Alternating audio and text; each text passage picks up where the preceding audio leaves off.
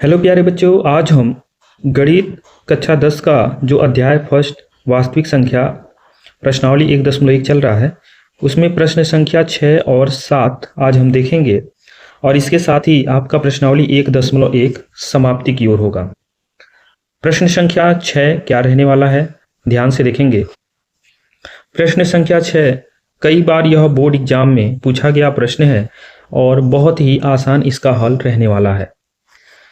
प्रश्न में बात हो रही कि व्याख्या कीजिए कि 7 गुणे 11 गुणे 13 प्लस 13 और 7 गुणे 6 गुणे 5 गुणे 4 गुणे 3 गुणे 2 गुणे 1 प्लस 5 भाज्य संख्याएं क्यों हैं। सबसे पहला इसमें 2 प्रश्न दिया गया है। पहले में बात हो रही है कि भाज्य संख्या क्यों है ये बताना है।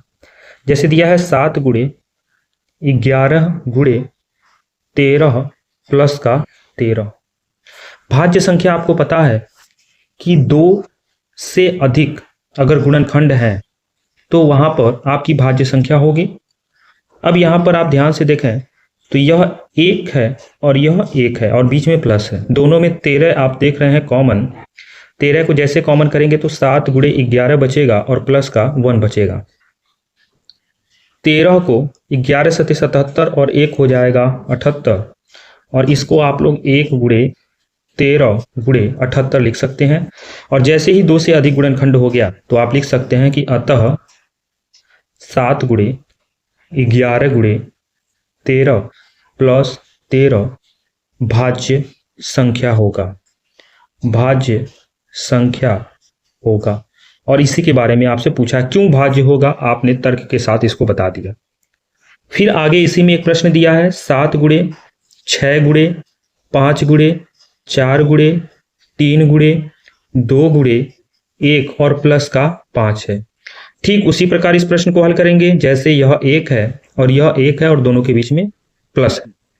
5 को कॉमन करेंगे तो यहां पर आपके सामने 7 गुणे 6 गुणे 4 गुणे 3 गुणे 2 एकम 2 लिख दीजिए और प्लस का 1 हो जाएगा। 5 कॉमन हो गया, 5 होगा। अब यहां पर देखिएगा, यहां पर 3 दूना 6 चौको 24 और 24 और 42 और 24 का गुणा करेंगे। 4 दूनी 8 और 4 चौके 16, 2 दूना 4, 2 चौके 8, 8 0 8 1 9 और 1 हो जाएगा 10 और 1 जोड़ेंगे तो 1009 हो जाएगा। इस तरह से आप इसको 1 गुणे 5 गुणे 1009 लिख सकते हैं। और फिर अंत में आपको लिखना पड़ेगा क्या कि अतः 7 गुणे 6 गुणे 5 गुणे 4 गुणे 3 गुणे 2 गुणे 1 प्लस 5 भाज्य संख्या होगा। क्यों भाज्य होगा? क्योंकि आपने देखा कि यहाँ पर भी आपको 2 से अधिक गुणनखंड मिल रहे हैं। तो इस प्रश्न का क्या हल रहने वाला है, ये आपका रफ कार्य है। इस प्रश्न का क्या हल रहने वाला है उसे आपने देख लिया और इस प्रश्न के हल के माध्यम से अगर यह आपके सामने प्रश्न आएगा तो इसको आप हल कर लेंगे।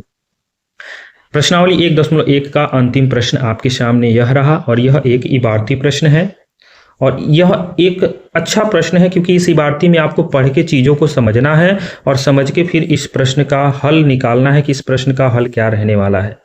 इस प्रश्न में बात हो रही है कि किसी खेल के मैदान के चारों ओर एक वृत्ताकार पथ है। इस मैदान का एक चक्कर लगाने में सोनिया को 18 मिनट, जबकि इसी मैदान का एक चक्कर लगाने में रवि को 12 मिनट। मान लीजिए वे दोनों एक ही स्थान से अगर एक ही समय पर चलना प्रारंभ करते हैं और एक ही दिशा में भी चलना प्रारंभ करते हैं तो कितने समय के बाद वो पुनः प्रारंभिक स्थान पर मिलेंगे, यानी जहां से वो स्टार्ट किए थे वहीं पर पुनः मिलना है। अब ये बताइए, अब एक 18 मिनट में एक चक्कर पूरा कर रहा है और एक 12 मिनट में पूरा कर रहा है तो कहीं ना कहीं दोनों एक साथ मिलेंगे।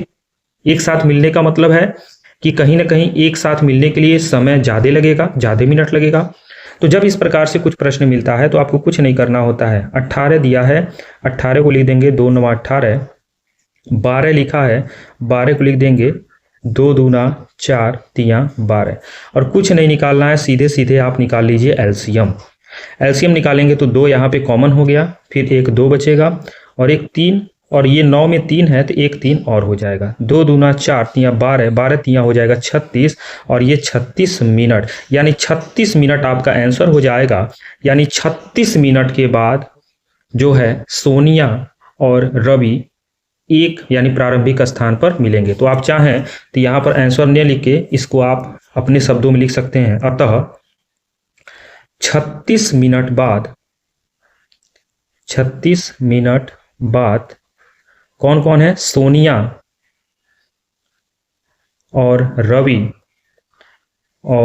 रवि पुनः प्रारंभिक स्थान पर मिलेंगे। पुनः प्रारंभिक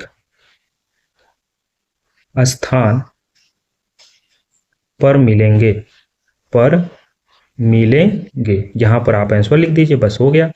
तो इस तरह से आज 2 प्रश्न बचे थे इस प्रश्नावली में। हमने दोनों प्रश्नों का हल एकदम सरल तरीके से समझाया। मुझे उम्मीद है कि आपको दोनों प्रश्न का हल आराम से और आसानी से समझ में आ गया होगा। कल आपको प्रश्नावली 1.2 का हल शुरू करेंगे और इस हफ्ते में आपका अध्याय 1 वास्तविक संख्या भी समाप्त हो जाएगा और आपके बोर्ड एग्जाम में यहाँ से 4 नंबर का क्वेश्चन भी बनेगा, जो कि 27 में आप अभी बताइए 26 का एग्जाम खत्म हुआ और आप 27 का तैयारी अभी से कर ली और वो भी 4 नंबर आपका सिक्योर हो गया। आपको एक बात और बता दें, जैसे जैसे कोई चैप्टर खत्म हो जाएगा उसके बाद हम उस चैप्टर से 20 बहुविकल्पी प्रश्न भी कराएंगे। तो आप निश्चिंत होकर बस तैयारी करते रहिए। आप चाहें तो इसका नोट्स भी बना सकते हैं, क्योंकि सारे प्रश्न जितने भी एनसीईआरटी क्वेश्चन हैं उन सभी का सॉल्यूशन आपको दिया जाएगा।